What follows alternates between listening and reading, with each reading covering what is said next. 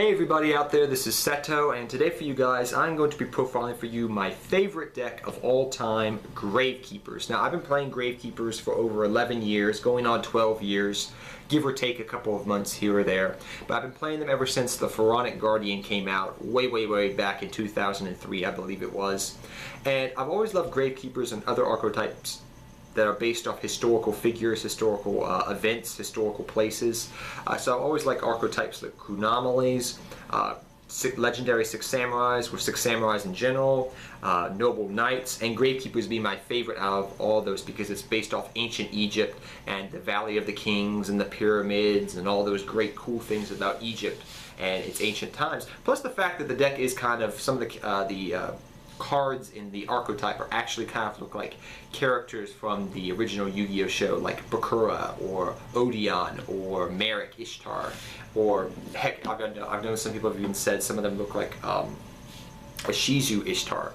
But I've always liked the archetype for that reason. The good thing about this archetype is the fact that even though it is a slower paced archetype, it can shut down graveyard oriented decks. And the main graveyard oriented deck that just came out of the latest set is Inforoids, and Gravekeepers can shut down Inforoids with so much ease. And that's the main focus that Konami has done with the new support they gave out a year ago. They made Necro Valley an archetype, and Necro Valley can just shut down so many powerful decks in the game of Yu-Gi-Oh! Throughout the history, you'll see Gravekeepers popping up here or there because they can shut down those powerful decks. And they can shut down Inforoids very easily with Necro Valley, and if you can protect Necro Valley, you just shut down that deck very easily. So first off, we run 3 Gravekeeper Spy. It's the backbone of any Gravekeepers deck. With Necro Valley out on the field, she becomes a 2,500 wall, which is a pretty big defensive statistic, even in today's game still. But she's your power play of the deck. So you put her face down, you flip her up, you either sometimes get out a Gravekeeper Spy, Gravekeepers Recruiter, excuse me, or you get out Gravekeepers Descendant. And what you'll usually do is you'll either pop 2 cards on field, a Gravekeeper Spy, a Gravekeepers Recruiter, get a search off with Gravekeepers Recruiter, and then attack for 2,000. Or sometimes if you have the Recruiter or the Descendant in hand, you'll just normal summon one, then special summon the other later on your turn. So that's the main card of the deck. You never run less than 3 of that card. Next we run 3 Gravekeepers Recruiter. Gravekeepers Recruiter is a Witch of the Black Forest-esque card.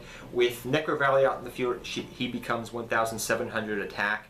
I've seen some people cut him down to 2 or 1 even, because of the fact that they believe that he's very slow, but he's pretty much a real floater of the deck. He makes the deck run a lot faster and search for cards that you need to get out of certain situations just that much more quickly.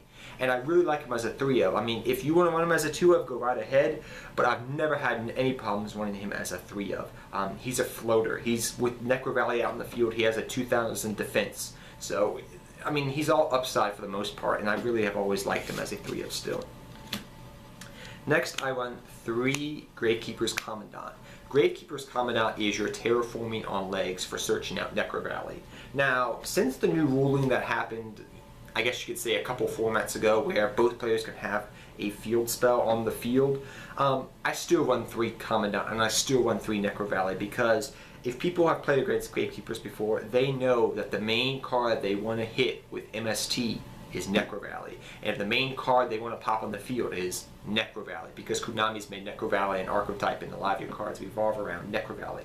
It gives you a boost, it helps some of your card effects go off, it's your main power card of the deck. It's the marrow and the sinew that holds the deck together. If Gravekeeper Spy is the backbone, Necro Valley is the sinew that holds the deck together. And you need to get to that card as soon as you can, and if it gets popped, you need to get to another Necro Valley as soon as you can, believe me. So I still run 3 Commandant. It helps thin the deck out so you can get your, another Necro Valley in hand, so in case they pop it, you can activate another one on your turn and shut them right down again after they've made their play. It's just very good, and plus he's a 2,100 attacker with Necro Valley on the field, so he's a beat stick and he can put in work in that aspect. Plus you can use him as a seed fodder if you want to. So I've never had no problems with running him as a 3-of. If you want to run him as a 2-of, go right ahead. But I'm going to say to you, you want to get to your Necro Valley as soon as you can. The longer you do not get to your Necro Valley, the worse it is for you and the less likely you're going to win that duel. So you want to get to your Necro Valley as soon as you can. Next, I run 2 Gravekeepers Descendant. Way back in the day, I did run 3 Gravekeepers Descendant when he first came out, but nowadays I say just run 2 Gravekeepers Descendant. He's your popper of the deck. He helps you get around problematic cards on the field and get around them. So if you have a Gravekeeper's Spy, a Gravekeeper's, and you flip it up and get a Recruiter out, like I said before, you can pop a card, get a search, get around that monster, poke for 2,000, pop back row, pop whatever you want to, and that's the nice thing about him. Plus the fact that he can pop as many cards on the field depending on how many Gravekeepers you have on the field, so it's really nice.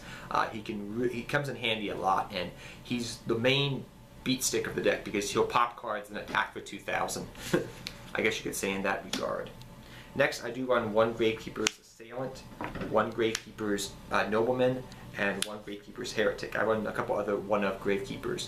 But this deck is more of a Gravekeeper toolbox because you get to search out the Gravekeepers that you need to get out of certain situations or certain situations that arise on the field of battle playing the duel. So Gravekeeper's Assailant I used to run as a 2-of. You can still run it as a 2-of if you want to, but I wanted to run Snatch and Steal instead of running another Gravekeeper's Assailant. But Gravekeeper's Assailant is amazing. He helps get around big monsters. Originally, Gravekeeper's Assailant used to be called the Sheehan Killer because he was the main way out to get around Gravekeeper Sheehan back in the day. But even today, I mean, he can help you win games. I've had people go Burning Abyss with Dante, and they have Dante in defense position, and then I'll be like, okay, summon Gravekeeper's Assailant. They'll have like 1,800, life points left. Put Dante in attack position. He's got 0 attack. Attack for 2,000 in game. I win. So he can come in handy in situations like that and many other situations around getting around problematic monsters. Gravekeeper's Nobleman's really nice in today's game. Originally people didn't like running him, and I can understand why, but he's really nice as a 1-of, I will say.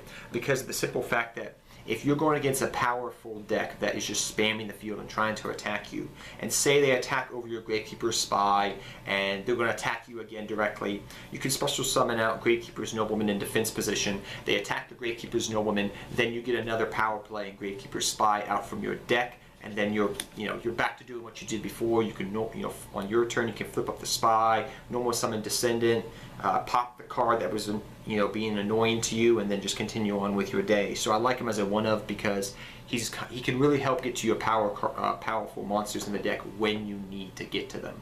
And next I want 1 Gravekeeper's Heretic because he's really nice in the deck.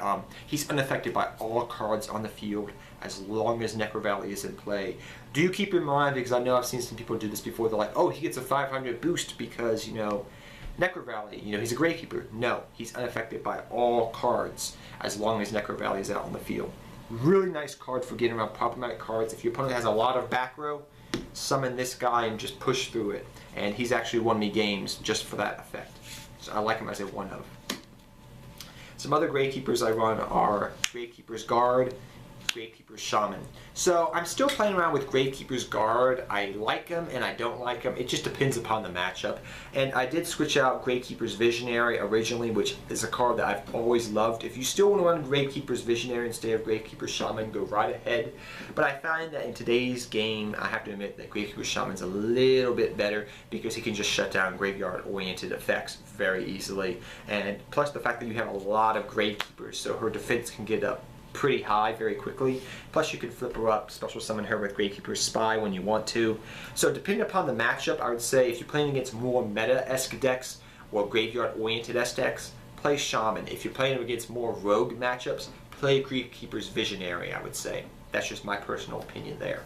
Gravekeeper's Guard's really nice because you can search them out with Gravekeeper's Nobleman, and you can search them out, and if they have a powerful monster that you don't want their effects to get off, you just set Gravekeeper's Guard after they've destroyed it with Gravekeeper's Nobleman, and you can set Guard, and then you can flip it up, pop, it's like a compulsory evacuation device on wheels. Pop the card on the field, normal summon a Gravekeeper's Descendant, pop this card, attack for 2,000, do what you want to. I mean, just pop another card on the field. It's just a nice little handy tool. Plus you have to keep in mind that with Gravekeeper's Guard on the field, he does have 2,400 attack, so he's your next biggest defensive monster if Necro Valley is out in the field, normal summoning wise, that is. So he's really nice in that regard, so he can be a little bit handy.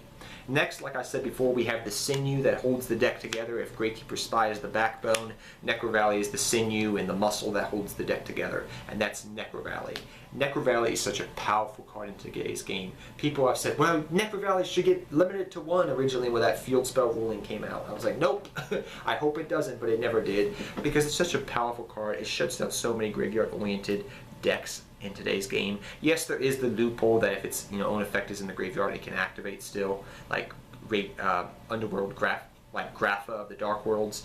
But I still know Necro Valley is still a powerful card in today's game. It can shut down decks like Stellar Knights and things like that. So next we run 2 Gravekeepers Stellae. Gravekeepers Stellae, some people like running it as a 3 of, some people like running it as a 2 of, but it's like a recycling batteries for Hunters or Battery Man if you play that. So it's really nice because you can recycle any 2 Gravekeeper monsters that you have in your graveyard, put them back in your hand. So you can recycle your Assailant, your Descendant, any Gravekeepers. You can recycle your Spies, your Commandants, whatever it is you want. You can recycle it and reuse it. So I really like this card. It helps you reuse your resources in the graveyard very easily, and it is unaffected by Necro Valley.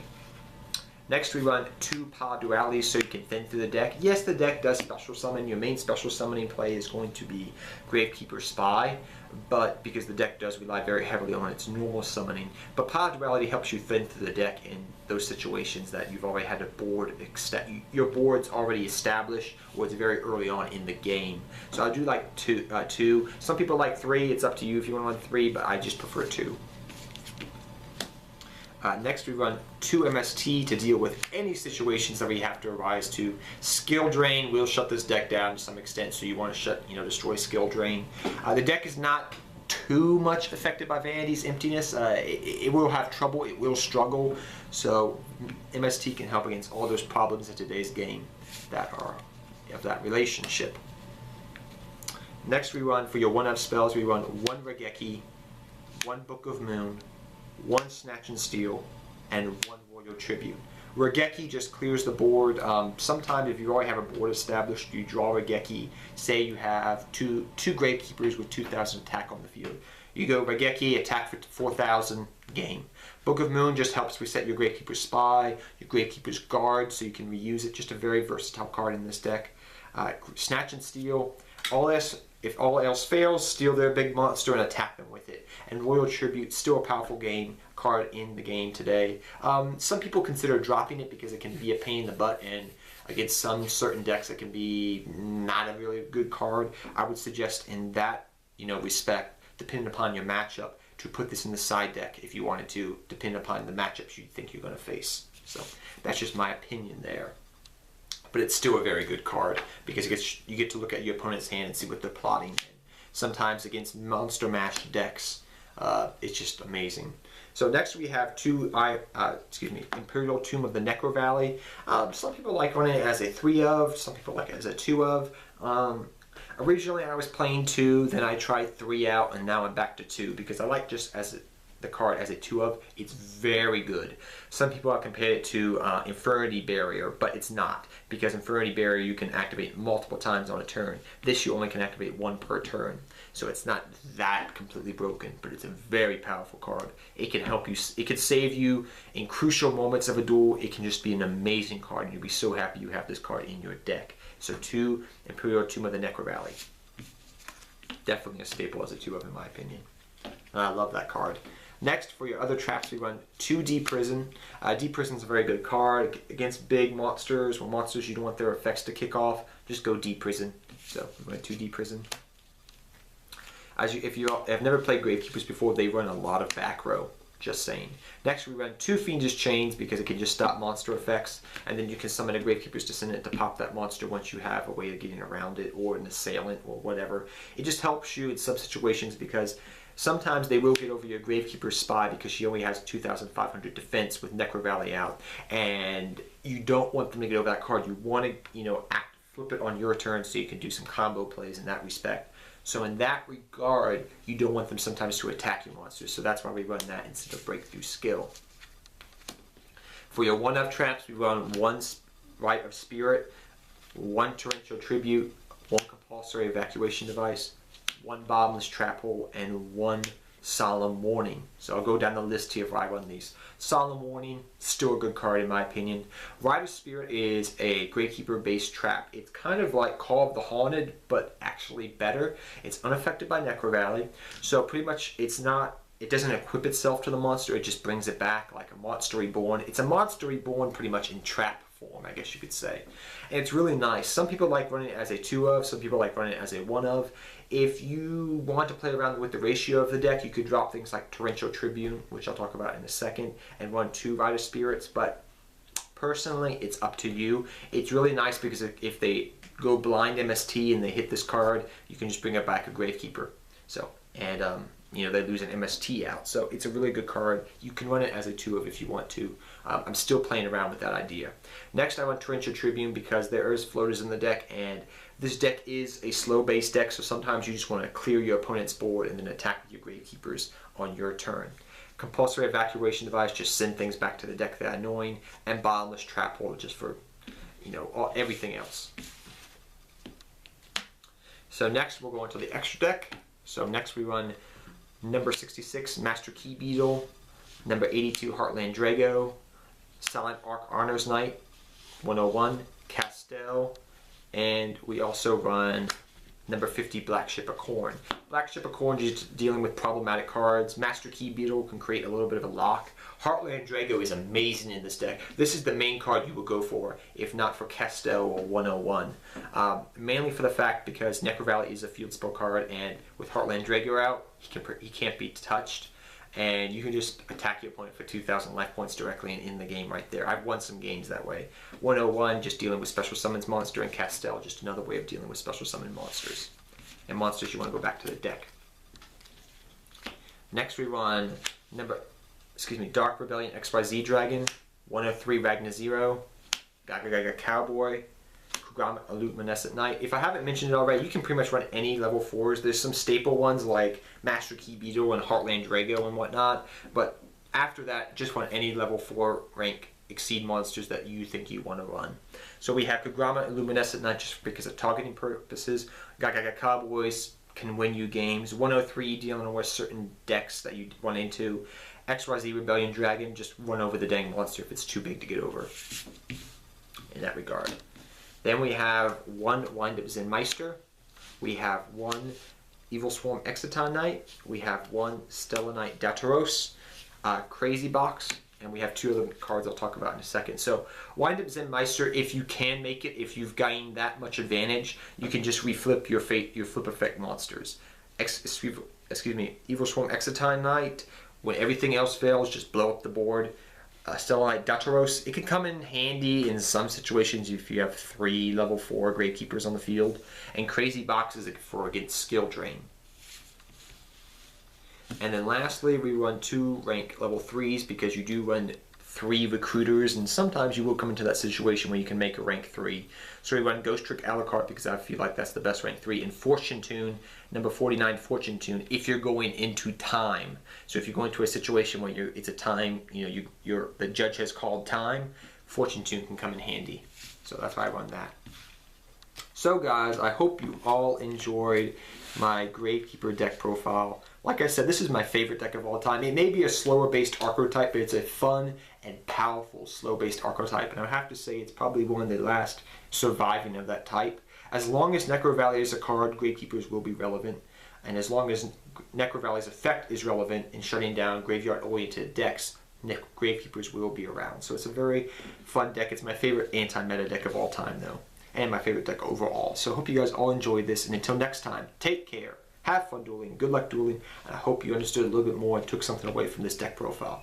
Take care, everybody. Seto Kaiba. I'm out of here, guys. Go GKs.